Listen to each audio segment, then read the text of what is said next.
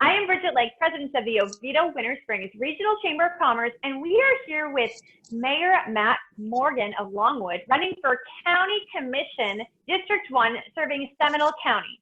Our premier virtual Eastside Regional Hob Nob is presented by Lucas Land Group, an Oviedo-based family-run business with interests throughout Central Florida. Duke Energy and UCF, our radio sponsor 96.5 WDBO, and our website sponsor Palm Tree Tech Center. Now, before we get into our discussion, let's watch a few commercials from Duke Energy and UCF. You deserve a smarter energy future, now. That's why Duke Energy is investing in advanced technology that improves reliability and helps prevent outages, that strengthens the grid against everything from storms to cyber attacks, moves the most vulnerable lines underground, and adds more solar. Because you deserve stronger, cleaner, more reliable energy, and we're determined to deliver it. We're Duke Energy, and we're building your smarter energy future today. At UCF, success continues, innovating for 20 years in the lab, classroom, and online, with faculty, researchers, and scientists delivering better than ever results. Ranked among the top 20 most innovative universities in the nation, with 22 awards of excellence in online teaching from the Online Learning Consortium, your path to a degree is clearest where learning charges on. And now we are back with Mayor of Longwood, Matt Morgan. He is running for County Commission District 1, serving Seminole County, and one of our candidates at the Eastside Regional Hob Nob. How are you doing today, Mayor Matt? Amazing. Beautiful day here in Longwood. Gorgeous. Wonderful. Well, before we get into some questions, why don't you tell us a little bit about yourself? A little bit. Well, I'll be here all right. So where to start? So like you heard Bridget say, I'm Longwood City Mayor Matt Morgan. Definitely a different path than any other people in politics, I would argue, strongly.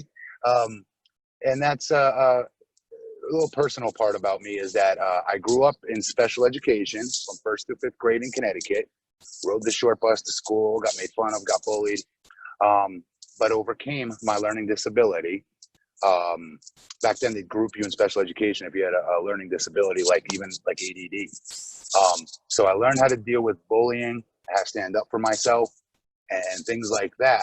But I then, from once I got mainstreamed into the normal classrooms and mainstream classes like that, I went on to go ahead and get a full athletic basketball scholarship at Chaminade University in Honolulu, Hawaii, where I became the first college graduate of my family, and had tryouts in the NBA that completely did not do anything. But this is where the story really gets wild. I met Vince McMahon, the owner of World Wrestling Entertainment, WWE, 2 towns over from where I'm from in Fairfield, Connecticut. WWE headquarters is in Stamford, Connecticut, like 10 minutes away, 20 minutes away tops. And I met him one night, and I was a huge wrestling fan growing up. Like every other kid on Saturday mornings, I was glued to my TV with my brother, no question. And one day I said I always wanted to do this, So here's Vince McMahon, the owner and CEO, the P.T. Barnum, if you will, of professional wrestling. And I was meeting him in person at a gym, just And I asked him, how does one get started? He gave me other contacts information. Oh, sorry about that. He gave me others information and phone numbers to contact. Long story short, Bridget, I went out and lived out my childhood dream for 13 years as a professional wrestler, believe it or not, from that chance meeting. And went on to also become an American Gladiator, where I played the characters of Beast in 2008 on NBC.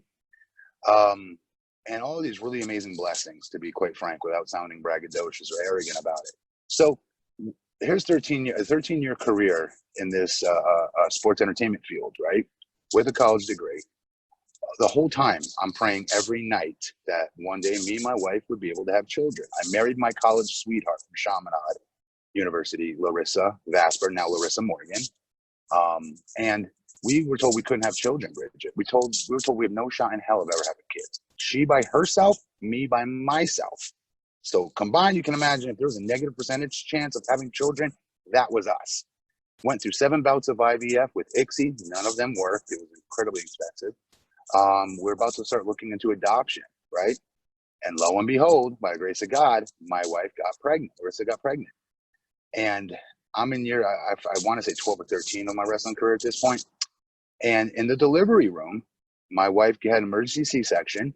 And the first time I held my son, Jackson Morgan, who is now 6 years old, I called WWE and let them know that I will not be coming back, that I'm going to be retiring early. And everybody thought that was crazy. Like, you're in your prime. Why would you, because I've prayed for this gift from God for 12 years. Every night, I'm not exaggerating. Every single night I prayed for this boy or a girl, whatever it was going to be. I wanted a child every night. And now here he is in my arms. And I'm going to be on tour 5 days a week of every month of every year and see him on a Saturday and half of a Sunday. No way. Rinse and repeat. No way. So called them, asked for my release, got it. And honestly, it was that day, Bridget, no joke. Every parent can probably attest to this. I'm not alone, I'm guessing. You change your lens, your landscape, everything that you view the world with changes. It changed like that. And I started pulling back that curtain and seeing, well, who makes the decisions around the environment that my son's going to be growing up in?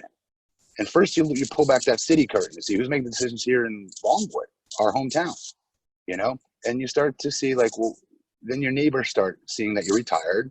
They know I'm a good leader. They know I have an amazing platform, with millions of followers on social media and exposure on a national network for TV for 13 straight years. I was on people's TV sets every single week, for 13 straight years. I've had action figures made of me. I've been in video games. Super blessed, beyond blessed, right? But the whole time I was always doing public speaking engagements while I was on the road wrestling in between matches and shows and talking about anti-bullying, talking about opioids and things that I'm very passionate about that I know I can get through to kids with because they look up to me, see me on TV all the time. So what I missed when I retired from wrestling, Bridget, to be a dad, was the community aspect and getting out there. But then when I pulled back the curtain to see what leadership was here in my city, and residents and neighbors all really trying to, get me to run for an election, that I would be perfect. Finally, the election cycle lined up where, I'm ready to do this. 2017 comes around. By the grace of God, I was elected as Longwood City Commissioner.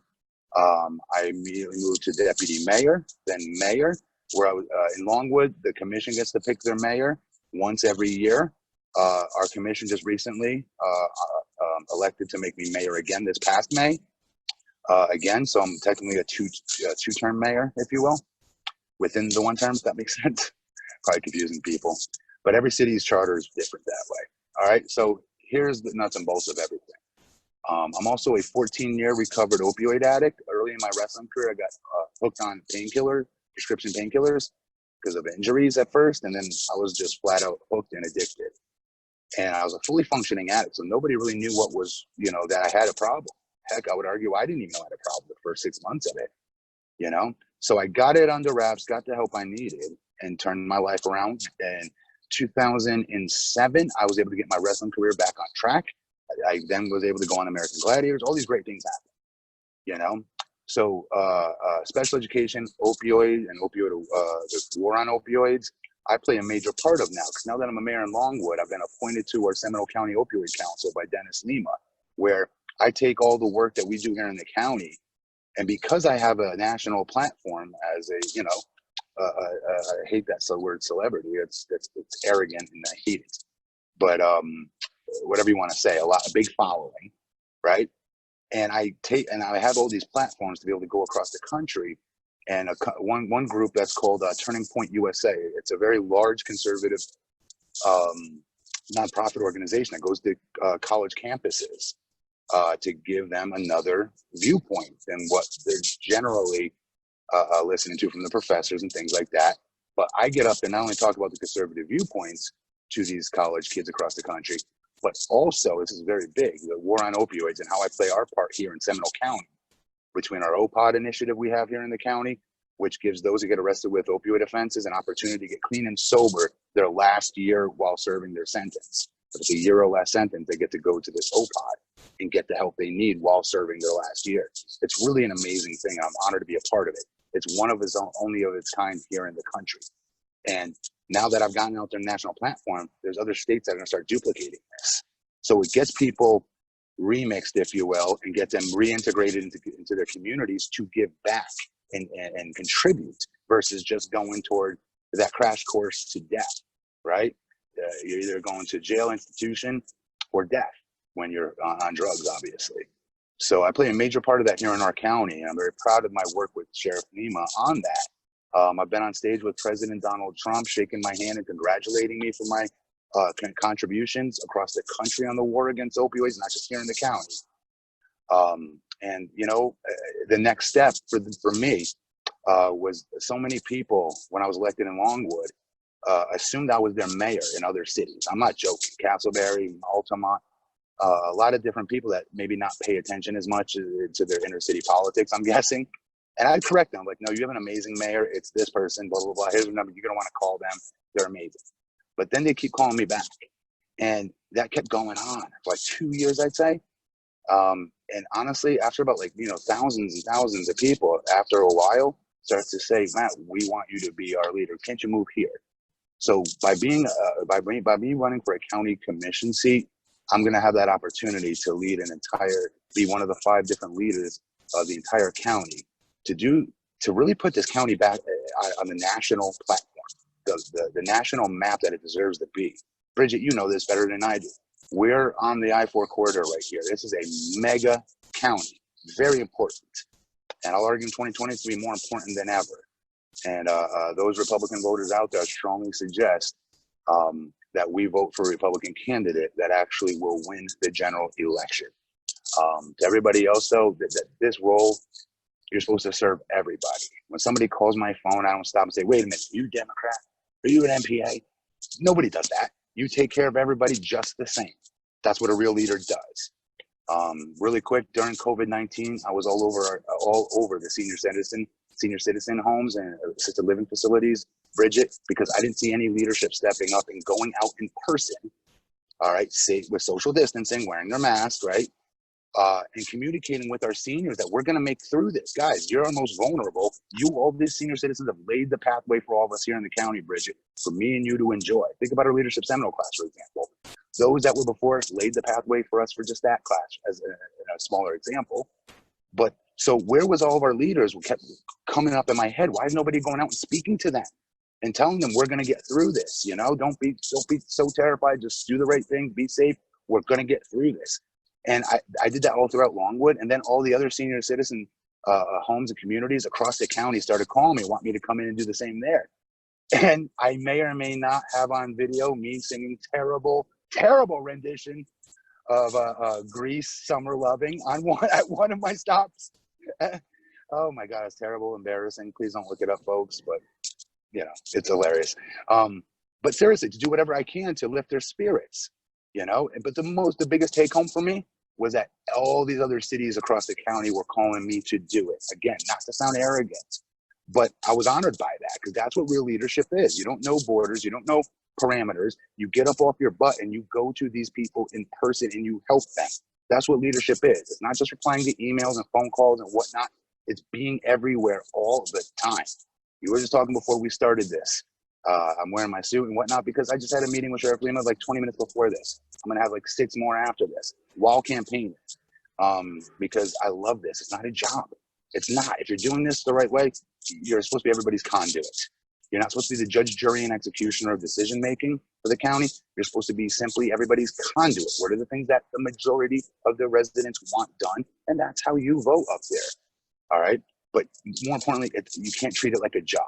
This is not built to be for career politicians. It's not. It's supposed to be a passion. I believe in 2 4-year terms, by the way, and then keep it moving. You know, so that's a little bit about what I'm about. I'm sorry to go on a little bit too much. Probably I bored half the audience right now, but So I'll make sure that we put the hashtag look up Matt Morgan singing Grease, correct? No. All right. So I do want to ask you a question. You really covered some of the questions that I did want to ask you, but not this one. Not this one. You were a contestant on Family Feud. Do you remember any of the questions, and did you win? Okay. So they had Celebrity Week Family Feud. And we got to, when I was with Impact TNA Wrestling at the time, we were on Spike TV or whatnot, right? And we got to go in there and shoot 5 straight episodes, Monday through Friday. Around Wednesday, I asked one of the producers, I'm like, by the way, where is, what charity is all this money going towards for whoever wins? He's like, there's no charity. This is, you guys keep what you win. I'm like, wait, what? And she's like, yeah. I'm like, so I go to the other wrestlers that are on my team. It was the male wrestlers versus the female wrestlers on Family Feud. Folks, look this up. Steve Harvey is hilarious. All right. And look this up on YouTube. So I tell all my teammates on my Family Feud team, I'm like, guys, this is serious. Like, they say we get to keep this money. Stop joking around. Stop trying to play your persona, your wrestling personas that you play on TV as wrestlers. Be serious and let's win. What are you guys doing? Stop joking around. They kept joking around. They kept trying to give cute, funny answers instead of taking it serious. And you'll see my reaction. I'm like steaming. There's like smoke coming out of my ears. I'm like, come on, take this seriously. And, but they just wouldn't do it. And I'm super competitive that way too. And we won, but I recall choking a couple of times on a lightning round. I don't remember the questions, but I do remember, because the way it works, Bridget, it's not the answers that me or you would think the answers would be, the top 10 answers. It's what they decided to pull that day in their parking lot at Universal Studios to random park goers. So you have to guess what they would say. It sounds really, really difficult, actually. So before we wrap this up, I do want to ask, is there anything else that you would like to add? Just that, look, 2020 is a critical, pivotal election for so many reasons across the board. It really, truly is. I truly believe that, again, what I said earlier about leadership, there's a difference between, in my opinion, because people have sullied and made the word politician so dirty at this point. I think there's a significant difference between a career politician or a politician in general versus a leader, all right, or a public servant. A public servant never forgets or loses sight of what their job is. It's to serve the public 24 hours a day, 7 days a week, 365 days a year. I eat, sleep, and I drink this opportunity because I love it. It doesn't feel like work to me. I wake up every morning ready to take on everything. And at night, I'm not going to bed until 4 a.m. because I'm getting back to everybody that may have not gotten back to earlier through emails and getting my next day ready and organized. In Longwood, it's considered a part-time position, but I darn near treat it full-time. I'm everywhere. And it stretches because of who I am on my platform. It's always extended past Longwood into other cities, going into kids' schools. I've spoken at either 146 or 164. I'm probably reversing those numbers. Different speeches I've given throughout our Seminole County schools, charter, public, you name it, school. I've spoken there because I think there's a complete cutoff and disconnect between leadership and our youth. We should be inspiring more youth and political outsiders like myself to continue to try to want to step up in their city. Like Longwood today has never been more valuable for property value growth than it is today. We brought in Publix, LA Fitness, 2 Starbucks, a Taco Bell, all within my first term, a $4.5 million Ryder Park with an amphitheater and splash pad. We turned this city around like it's never been turned around before. That's not just because of me. That's because I am what I say I am. A real living, breathing, 7-foot, 300-pound megaphone for every constituent that I represent. These were the wishes that they wanted. All I did was go out and execute what they asked me to do. That's the difference between me and my opponent. I respect my opponent. I like my opponent, but it is what it is. I believe in 2 4-year terms and no more. My opponent's been there for 16 years trying to seek 20. I think that's a lot. I think it's very next to impossible to continue to serve as a real conduit that way. And that's where you start to see politicians become the judge, jury, and execution or decision making, and that they know best. So I'm honored to even run for this opportunity. I'm even more honored in asking for every single one of your votes come this upcoming August 18th Republican primary. Please don't forget to vote for Matt Morgan for Seminole County Commission, District 1. Check out my Facebook page, and that's Matt Morgan for Seminole County Commission, very long, Matt Morgan for Seminole County Commission. Also check out Matt Morgan for Longwood, if you want to see a history of who I am and what I'm about. My son Jackson is 6 years old. He's nonverbal autistic, and that was the best decision I ever made in my life that day in that delivery. It's changed my world, and I'm happy to be here every day for him. He needs me, but guess what? I need him. Same thing. And I'm that for every other parent's child as well, all across the board. We got to develop our leaders for tomorrow, and nobody's going to do that better than me because I love it. I appreciate the opportunity, Bridget. You're an old friend, and you do a great job over there with your chamber over there between Winter Springs, Oviedo. Amazing job, and we appreciate the opportunity. I hope everybody has said that to you because you really, truly do. Great work over there. Thank you. Well, thank you so much. And that is Mayor Matt Morgan of Longwood. He is running for County Commission District 1, serving Seminole County. He is one of our candidates at our virtual Eastside Regional Hob Nob, happening on June 30th, starting at 5:30. Make sure you check that out and register. Also, check out esrhobnob.com and check out our one-on-one interviews and so much more on our candidates. Matt, thank you so much for joining us today. It was great seeing you. My privilege, my honor. Amazing work, Bridget. Keep it up. Sincerely, we thank you for your service to our community. Thank you. And thank you, everyone, for joining us. Have a great day.